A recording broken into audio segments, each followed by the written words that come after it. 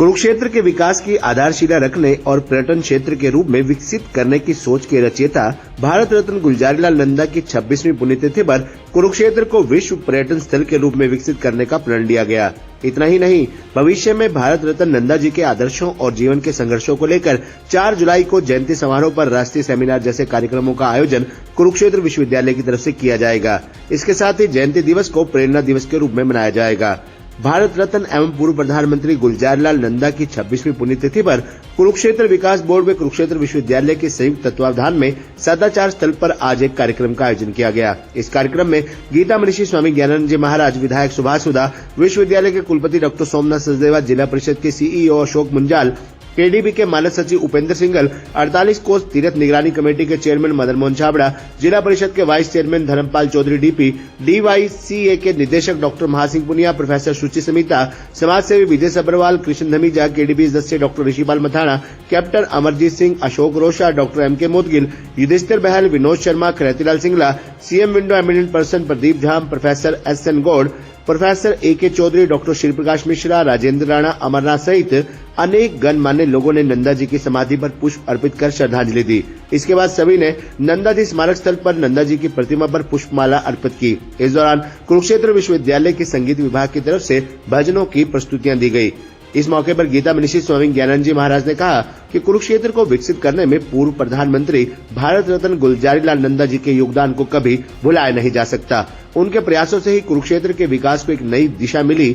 ऐसे महान व्यक्तित्व के कार्यक्रमों को अच्छे और भव्य ढंग से मनाया जाना चाहिए। उन्होंने कहा कि इस प्रकार के अवसरों पर सभी प्रण लें कि कुरुक्षेत्र के विकास में अपना योगदान देंगे। जब सभी इस सोच के साथ काम करेंगे तो निश्चित ही कुरुक्षेत्र एक दिव्य कुरुक्षेत्र नजर आएगा। कार्यक्रम के दौरान विधायक सुभाष सुधा ने अपने संबोधन में कहा कि भारत रत्न गुलजारीलाल नंदा जी के कारण कुरुक्षेत्र पर्यटन हब के रूप में उभर कर आया है। उनकी सोच को आगे बढ़ाने का काम मुख्यमंत्री मनोहर लाल द्वारा किया जा रहा है।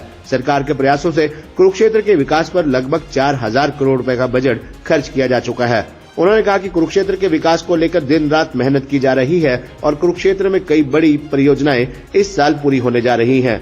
कुलपति डॉक्टर सोमनाथ सचदेवा ने मेहमानों का आभार व्यक्त करते हुए कहा कि विश्वविद्यालय प्रशासन की तरफ से आने वाले समय में भारत रत्न गुलजारीलाल नंदा के कार्यक्रमों को बड़े स्तर पर मनाने का प्रयास किया जाएगा। इस महान व्यक्तित्व के जन्म दिवस 4 जुलाई को जयंती दिवस पर राष्ट्रीय सेमिनार जैसे कार्यक्रमों का आयोजन किया जाएगा और इस दिवस को प्रेरणा दिवस के रूप में मनाया जाएगा। इस कार्यक्रम में कुरुक्षेत्र 48 कोस तीर्थ निगरानी कमेटी के चेयरमैन मदन मोहन छाबड़ा, समाज सेवी विजय सब्रवाल ने भी अपने अनुभवों को साझा करते हुए कहा कि भारत रत्न गुलजारीलाल नंदा जी के योगदान को कभी भुलाया नहीं जा सकेगा। केडीपी के मानस सचिव उपेंद्र सिंघल ने मेहमानों का आभार व्यक्त किया। खबरनामा हरियाणा के लिए डॉक्टर राजेश उधवा की रिपोर्ट। आप सबके लिए मकर संक्रांति के इस पावन अवसर पर बहुत बहुत शुभकामनाएं। स्मृति का दिवस है और उसी उपलक्ष्य में उनके नमनांजलि आदरांजलि के निमित्त से आयोजित यह कार्यक्रम जो उन्हीं की स्मृति स्थल बना है, सदाचार स्थल के रूप में आयोजित है। यहाँ उपस्थित थाने सब क्षेत्र के विधायक सुभाष सुधा जी, कुरुक्षेत्र विश्वविद्यालय कुलपति सचदेवा जी, अन्य सभी शुभेच्छुजन।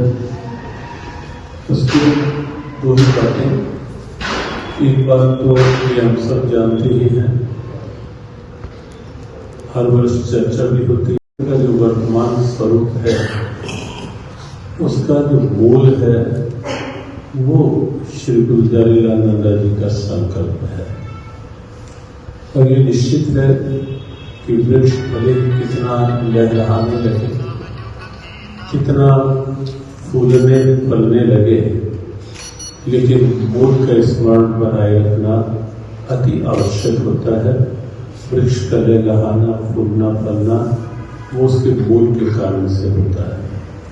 आज का ये कुरुक्षेत्र का स्वरूप यद्यपि पश्चात में भी अनेकों के प्रयास, अनेकों के संकल्प, अनेकों के भाव जुड़े, आज भी जुड़े हैं और पिछले 5-7 वर्षों में जो कुरुक्षेत्र को एक वैश्विक स्वरूप मिला है, विश्व का के सम्मान का स्वरूप मिला है, वो भी निश्चित रूप से वर्तमान के का एक अद्भुत प्रयास है। प्रधानमंत्री रहे श्री पुण्यतिथि पर हम सब लोग यहाँ एकत्रित हुए। आदरणीय मैं कहूँगा विजयानंद जी के बारे शोक सदेवा जी ने बहुत डिटेल से बताया है, लेकिन एक बात कहेंगे किस प्रकार से उन्होंने अपना जीवन जिया। इंसान आता तो है, कितने वर्ष तक जिया ये नहीं, किस प्रकार से जिया, ये बहुत बड़ी बात सोचने की होती है। उन्होंने अपना जीवन किस प्रकार से देश के लिए दिया। सियालकोट में पैदा हुए, उसके बाद किस प्रकार से उन्होंने कॉलेज में संस्कृत किया, बहुत समय तक पौड़ी में रहे, मजदूर संघ के भी बहुत बड़े नेता रहे, विधानसभा के मेंबर भी रहे, इसके साथ साथ 4 बार सांसद रहे। और हमारा सौभाग्य कि कुछ कैथल जो हमारे क्षेत्र में पार्लियामेंट होती थी, यहाँ से भी मेंबर पार्लियामेंट में 2 बार। और सबसे बड़ा सौभाग्य मैं ये कहूँगा कि आदरणीय हमारे स्वर्गीय श्री धर्मवीर सब्रवाल जी और आदरणीय श्री नन्ना जी, देवीदास नन्ना जी, उनको यहाँ लेके आए।